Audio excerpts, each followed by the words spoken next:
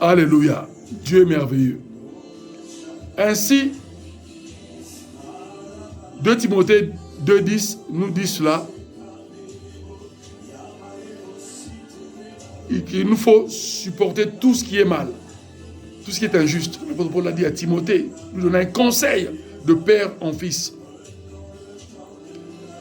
Et il a dit, lui il a souffert à cause des élus, les enfants de Dieu qui ont accepté Jésus-Christ, régénérés, et afin qu'ils obtiennent le salut. Mais un salut, non seulement un salut, c'est une délivrance et des opportunités de la vie courante, mais accompagné de la gloire de Dieu, qui est une gloire éternelle. Alléluia. Amen. Et Christ lui-même, lors de son ministère terrestre, en Jean chapitre 17, verset 24, nous le dit. Alléluia.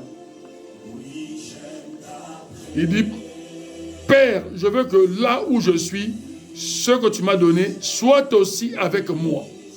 C'est-à-dire ceux et celles que tu m'as donné. Puisque le disciple comprend le masculin et le féminin.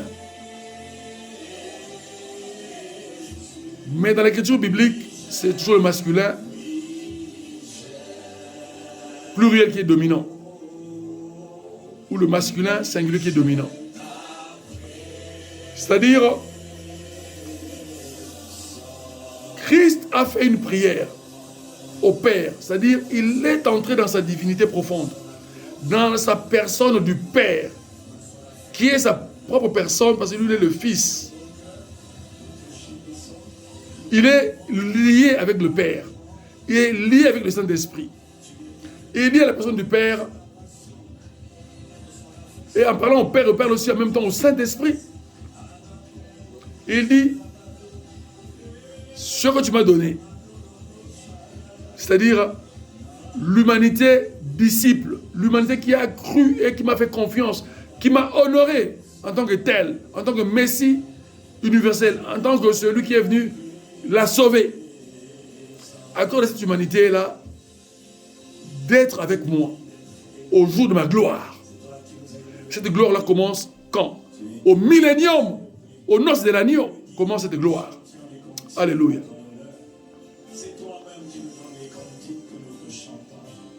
Père, je veux que là où je suis, lui parle dans un présent éternel.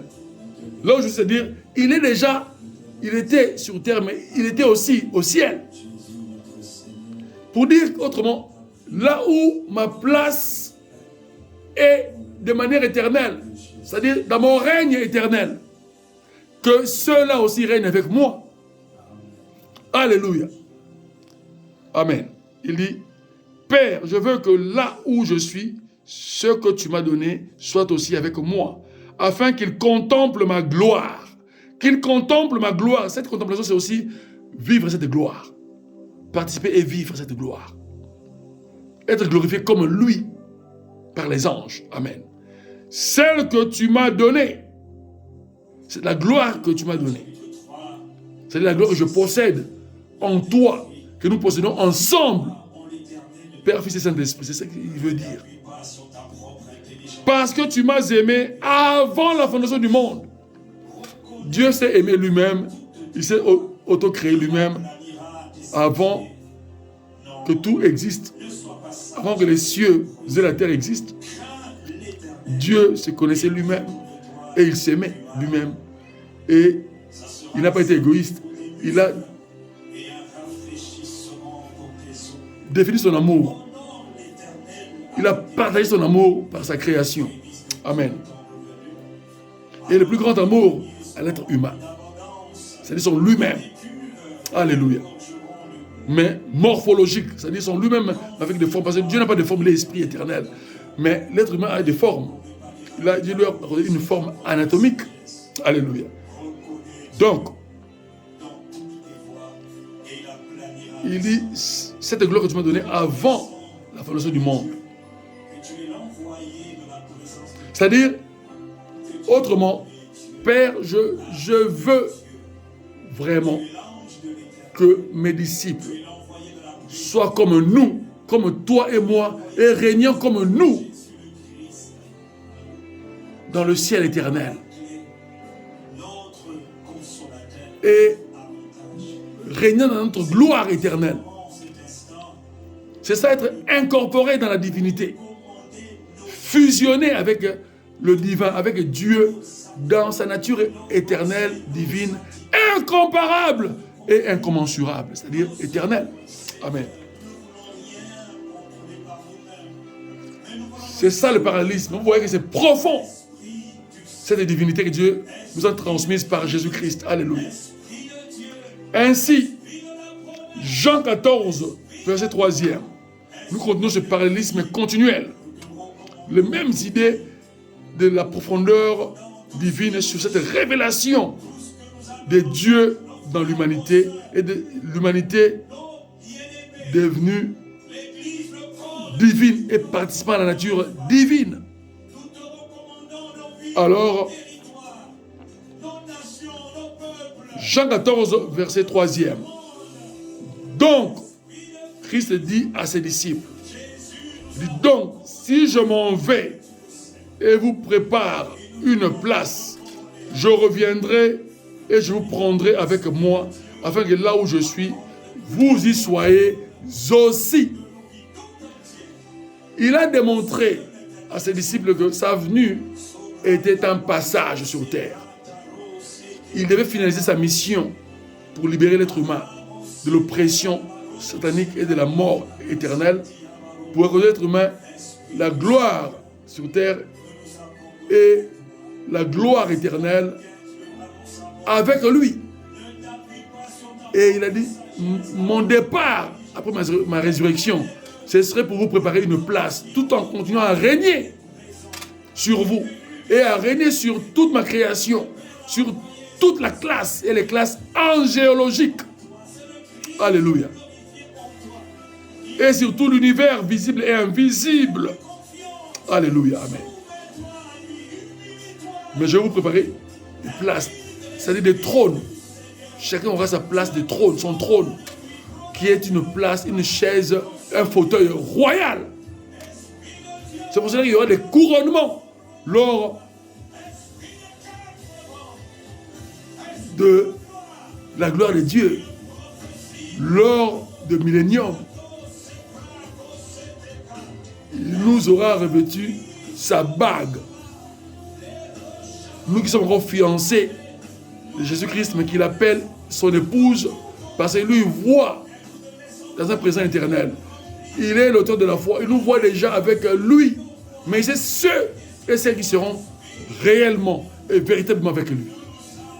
Alléluia. Amen. Et je vous invite à être parmi ceux-là. Et c'est pour ça qu'il nous fait une invitation aussi simple qu'elle soit. Il nous tend la main.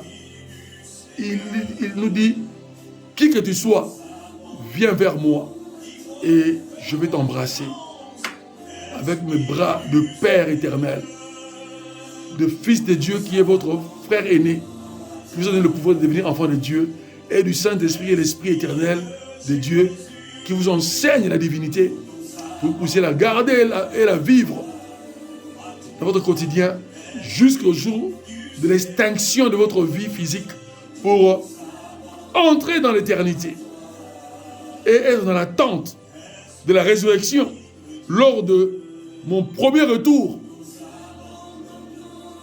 et afin que je puisse fêter mon mariage avec vous, que vous deveniez une seule personne avec moi, et que ensemble, après les 1000 ans de gloire avec vous, que vous rentriez avec moi lors de mon second retour pour juger les vivants et les morts, car j'ai déjà condamné Satan, il a déjà été jugé et condamné, l'enfer l'attend, mais seulement il n'ira pas seul avec ses démons, il entrera dans l'enfer avec aussi tous les récalcitrants humains, tous les rebelles humains, tous ceux qui se sont opposés à ma gloire et à ma divinité, qui est trinitaire, 3 fois saint, Père, Fils et Saint-Esprit, et qui symbolise le nom de Jésus-Christ, même dans le baptême, d'eau par immersion.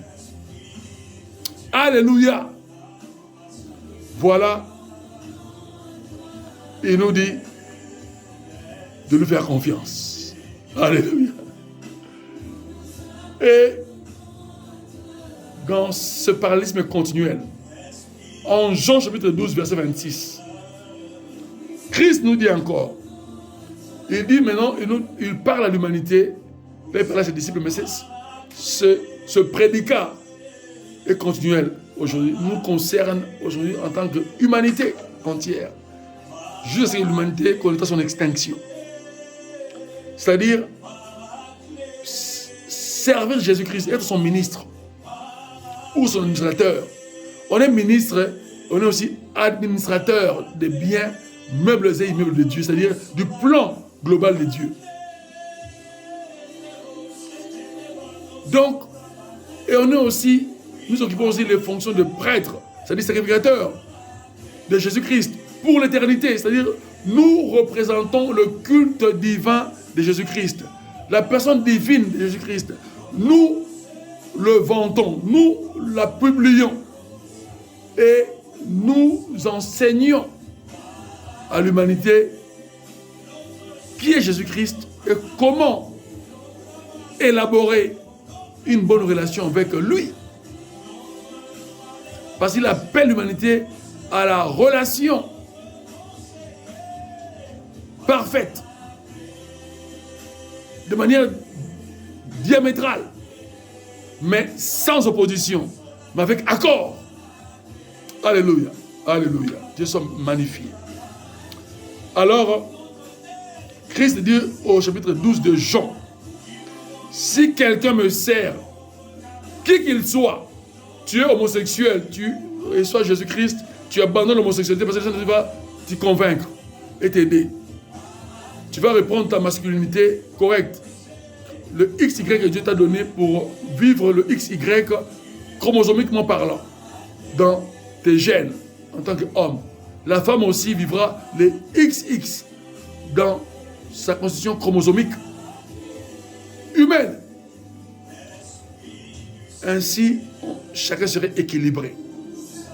Rentrera dans la justice de Dieu, dans l'exactitude de la création divine, dans la perfection de la création divine, en tant qu'être humain. Et puis dans la divinité. Alléluia. Et puis Dieu promet un honneur considérable sur terre et dans le ciel.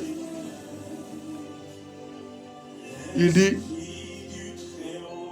en Jean chapitre 12, verset 26, si quelqu'un me sert, c'est-à-dire quelqu'un me reçoit et met ma parole en pratique et suit mes conseils chaque jour, étant fidèle disciple jusqu'à sa mort,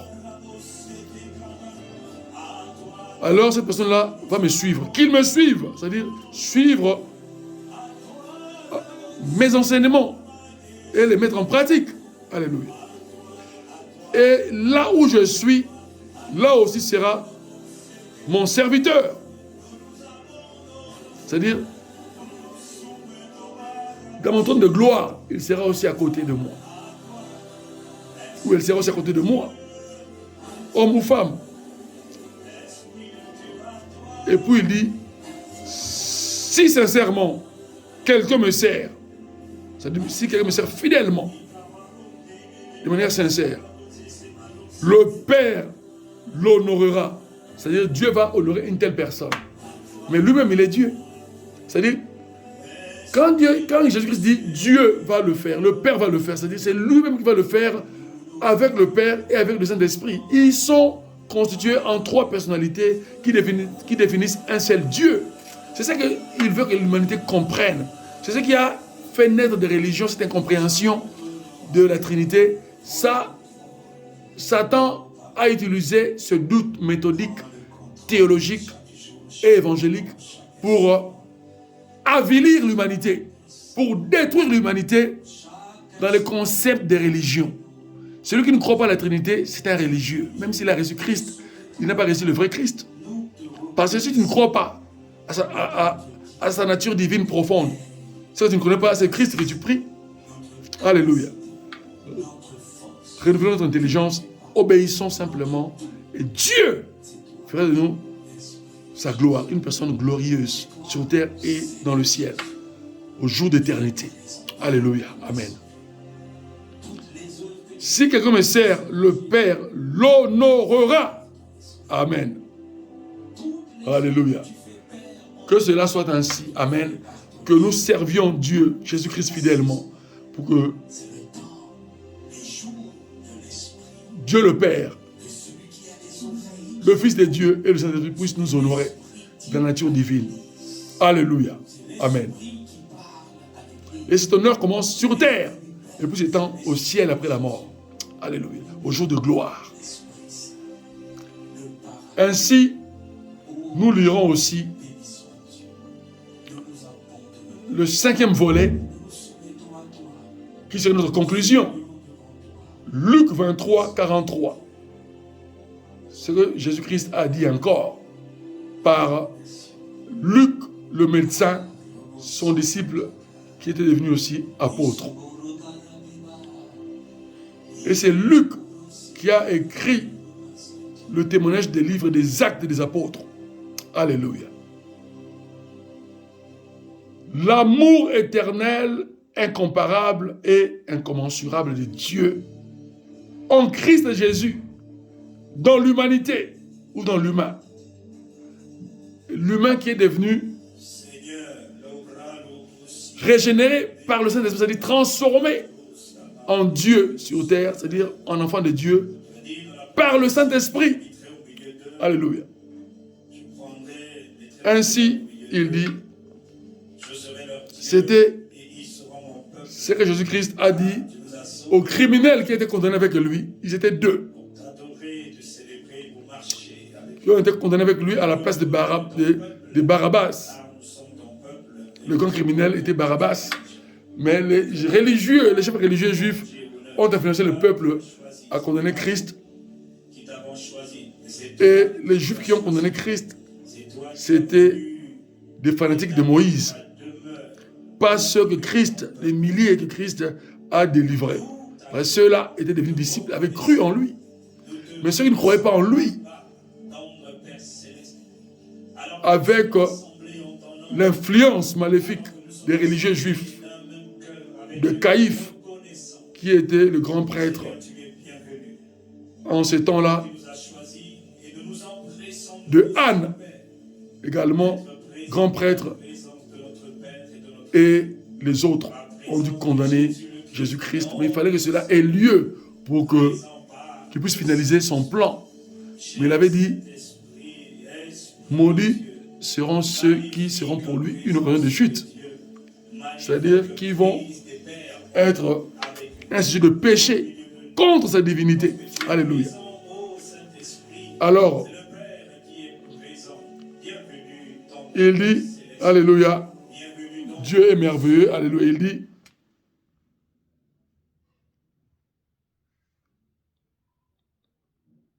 Dieu est merveilleux. Luc 23, 43, Jésus parle, il dit, en vérité, je te le dis, aujourd'hui tu seras avec moi dans le paradis. Alors que la Bible dit qu'il n'y a que Christ qui est monté au ciel.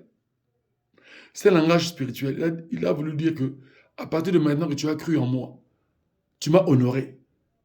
Moi aussi je vais t'honorer de ma nature divine, Père, Fils et Saint-Esprit. Et au jour de noces, tu seras avec moi. Tu feras partie de la première résurrection des chrétiens fidèles. Et je vais te retrouver dans les nuées, comme tous les fidèles chrétiens. Et avec ceux que je vais enlever qui seront vivants, qui vont aussi être transformés en corps de gloire, que je leur donnerai, identiques à moi, pour que nous allions fusionner dans le mariage et que je vous fasse entrer dans ma divinité. Que vous puissiez régner avec moi et être glorifié avec moi de manière et selon les temps éternels. Alléluia.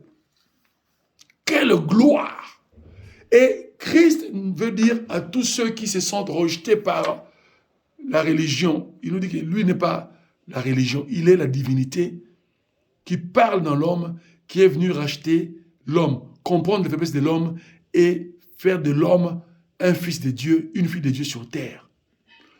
Pour que l'être humain puisse adopter des valeurs de sainteté, qui sont des valeurs divines, des comportements divins, faire le bien, être altruiste, être généreux, être solidaire, être grosso modo humain, véritablement, sans hypocrisie. Parce qu'il y a beaucoup qui se disent être humains, qui se disent nobles selon le monde, mais qui ne le sont pas, qui sont des hypocrites. Il nous appelle à ne pas être comme les nobles de ce monde, mais comme être des nobles divins. Ce que Dieu a approuvé juste, ce que Dieu a considéré, ce que Dieu a honoré, ce que Dieu a fait de ses amis fidèles, ses héritiers d'éternité. Alléluia. Ainsi, qui que vous soyez, Dieu vous appelle et Dieu vous aime. Jésus-Christ vous tend les mains, les bras ouverts. Il vous dit, venez à lui, venez à moi.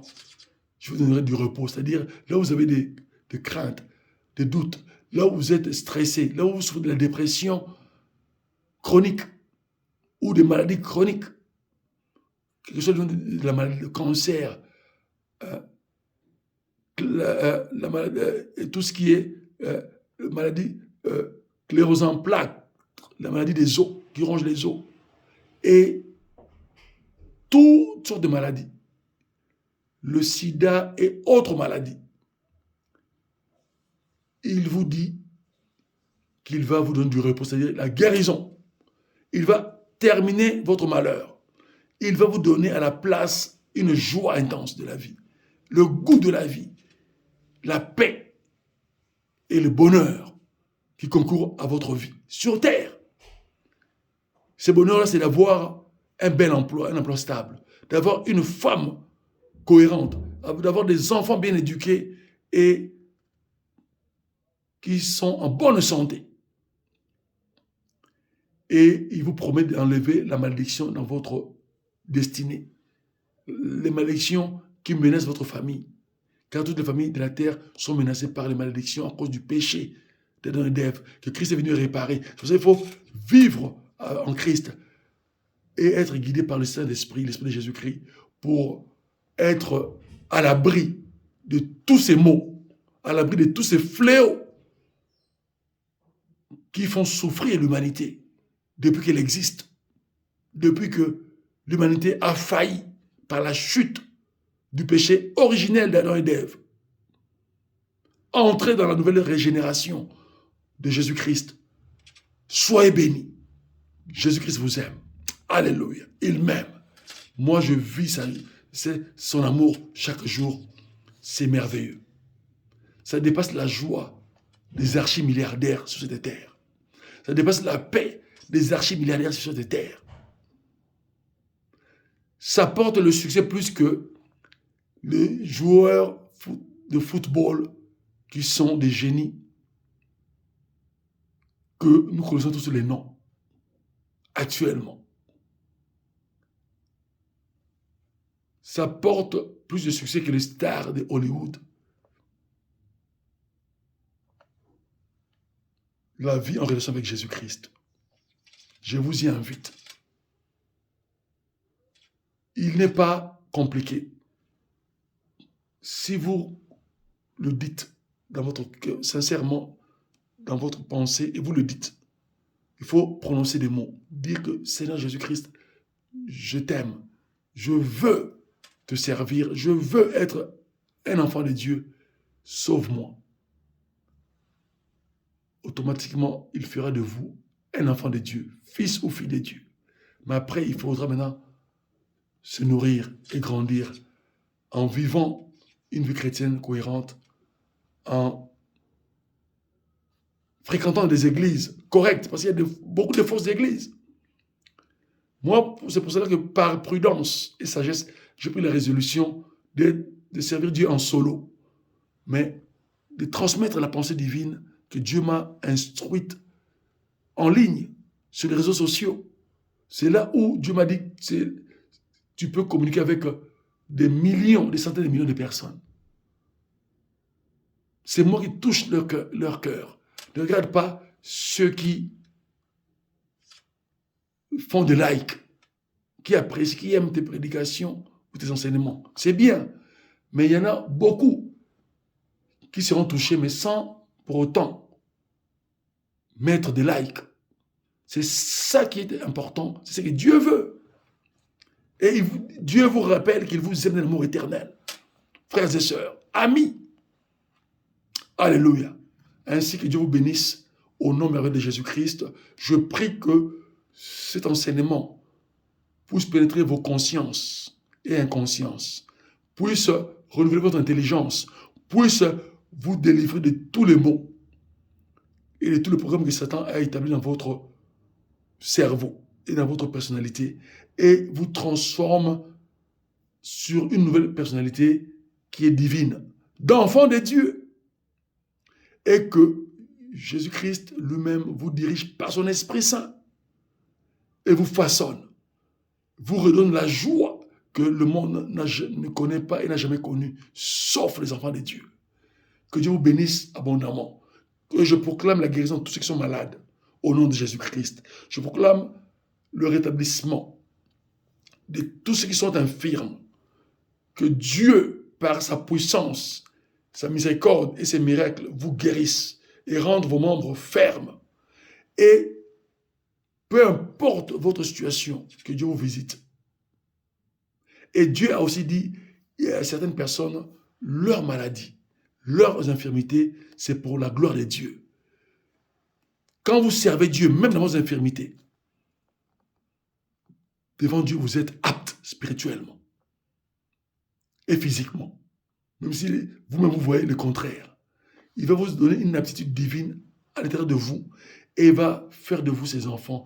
Mais le jour de la résurrection, votre infirmité terminera définitivement. Vous allez revêtir un corps de gloire, un corps parfait, un corps saint, un corps qui n'a aucun défaut. C'est pour ça qu'il veut d'abord que nos âmes soient améliorées, que les défauts de nos âmes soient bannis, qu'il y ait la perfection divine entre dans nos âmes et puisse réformer nos esprits humains et que nous puissions entrer tous ensemble dans le Saint-Esprit, l'Esprit de Jésus-Christ, qui est l'Esprit du Père, du Fils et du Saint-Esprit. Que Dieu vous bénisse abondamment. Je prie au nom de Jésus-Christ qui est le suprême, le nom divin que Dieu nous a donné dans la nouvelle alliance. Amen. Que Dieu vous bénisse encore et à bientôt, chers auditeurs, frères et sœurs et amis.